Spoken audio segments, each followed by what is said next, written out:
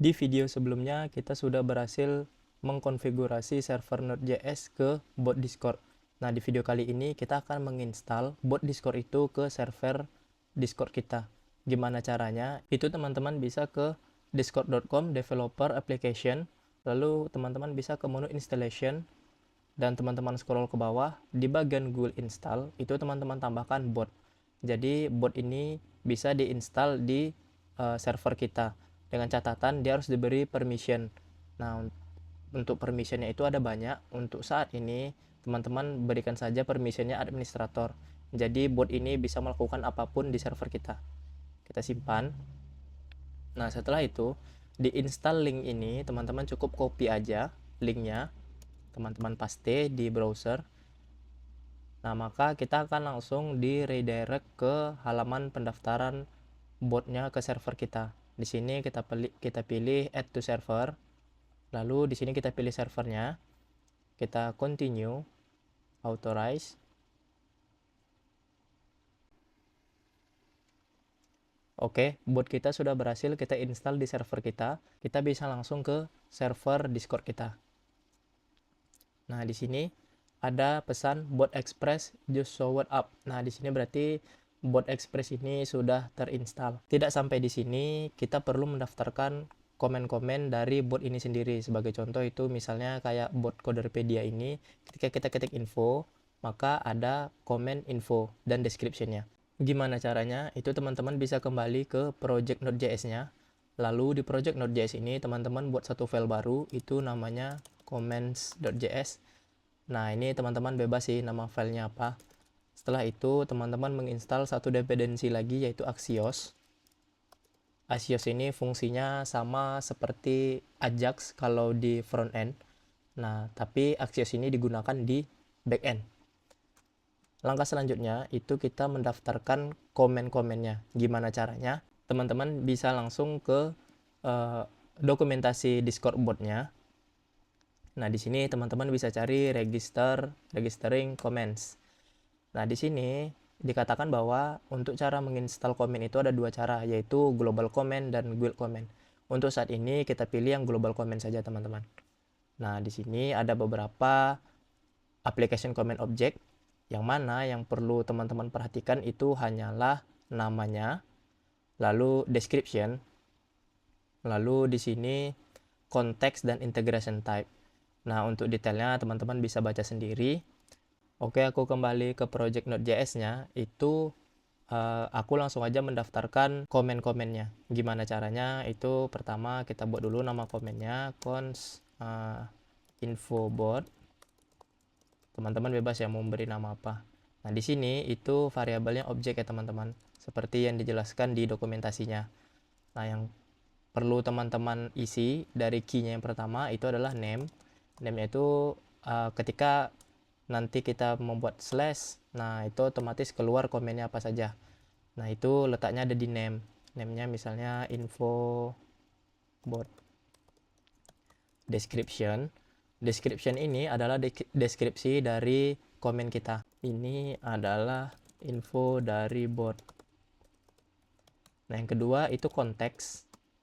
Nah, konteks ini array. Itu kita bisa kembali ke dokumentasinya. Kita baca pilot konteks ini, bisa kita klik detail.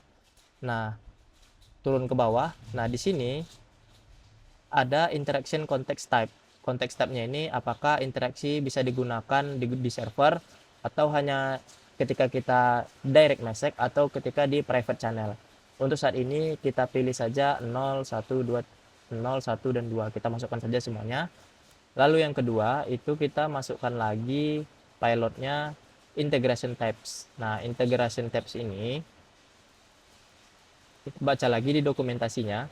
Integration type ini fungsinya apakah ini bisa diinstal hanya di server atau hanya user install. Kita masukkan saja value-nya 0 dan 1. Sampai di sini teman-teman sudah bisa mengirimkan datanya via API ke Discord. Gimana caranya? Yang pertama itu teman-teman buat variabel baru, yaitu cons collection bot, itu array yang mana isinya adalah bot itu sendiri, info bot. Setelah itu teman-teman gunakan Axios untuk mengirim datanya ke Discord.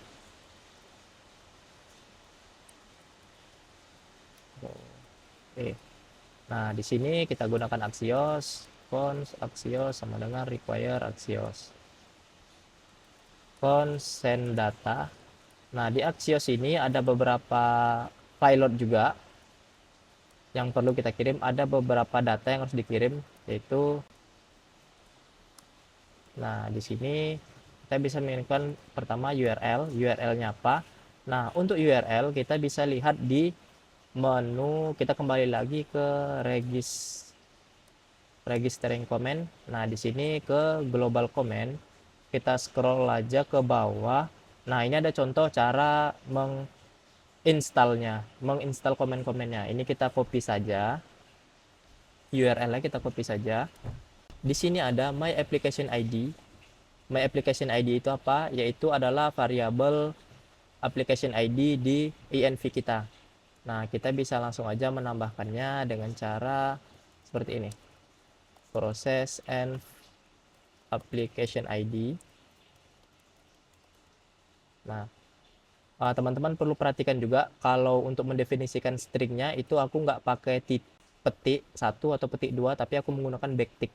Nah, jadi supaya aku bisa masukkan variabel ke dalam stringnya seperti ini. Nah, setelah itu metodenya apa? Metodenya itu put.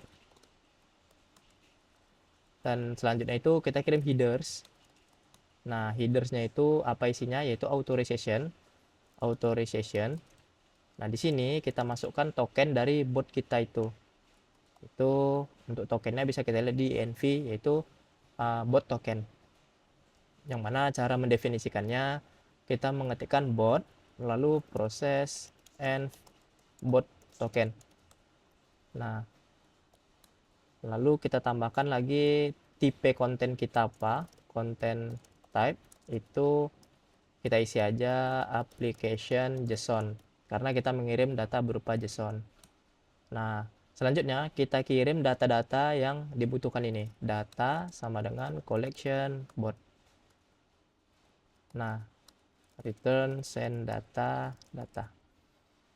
Oke, sampai sini teman-teman bisa menjalankan comment.js-nya ini. Gimana caranya? Teman-teman bisa ke paket JSON. Lalu di sini teman-teman tambahkan register. Register itu menjalankan file comments.js. Nah, di sini kita cara menjalankannya node comments.js.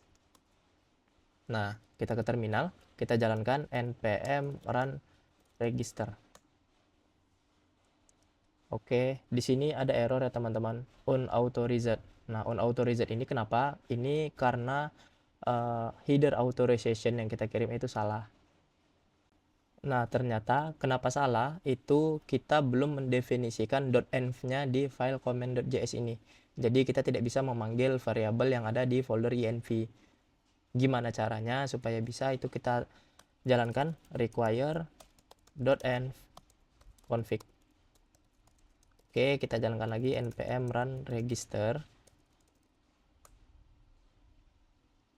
npm run register. Oke, ini sudah berhasil ya teman-teman. Selanjutnya itu kita bisa ke Discord kita lagi. Nah, kita refresh.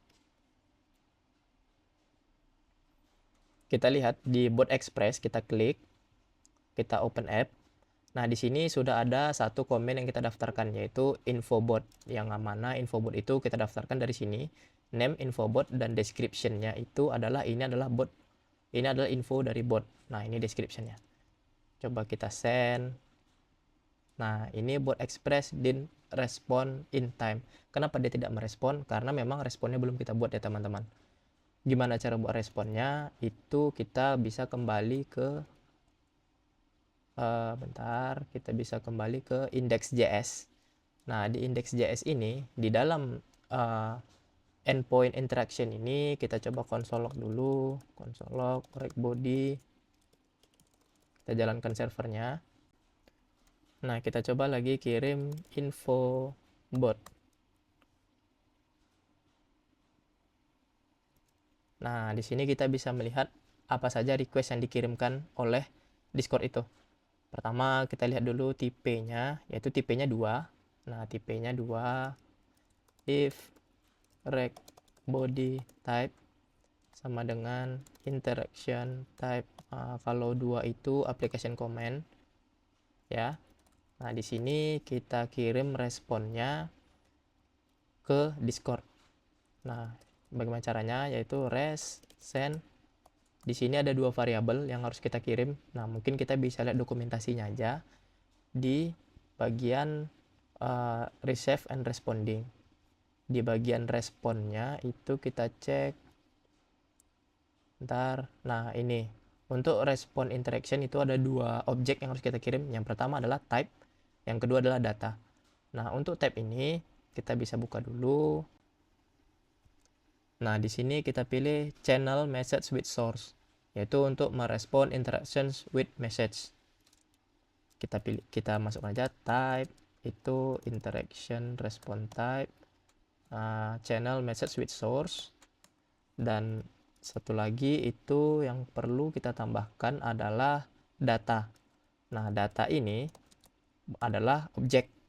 Kita bisa lihat ke sini. Nah, ini objeknya apa saja. Untuk saat ini kita cukup menambahkan kontennya saja, yaitu konten itu berisikan pesan dari konten itu sendiri. Konten.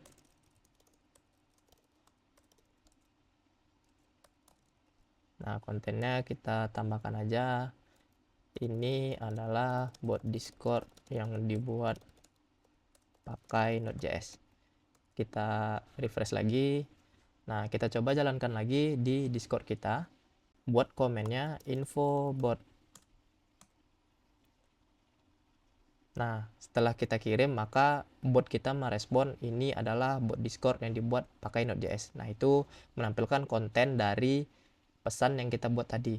Nah, sampai sini teman-teman sudah berhasil membuat bot Discord sederhana. Mungkin teman-teman bisa mengembangkan lagi membuat bot Discord-nya. Misalnya bisa menampilkan modal atau menampilkan select menu. Itu ada banyak sih teman-teman. Teman-teman bisa lihat juga di getting started ini. Ini ada contoh-contoh pembuatan botnya seperti apa aja. Bot apa aja yang ada. Itu bisa teman-teman coba.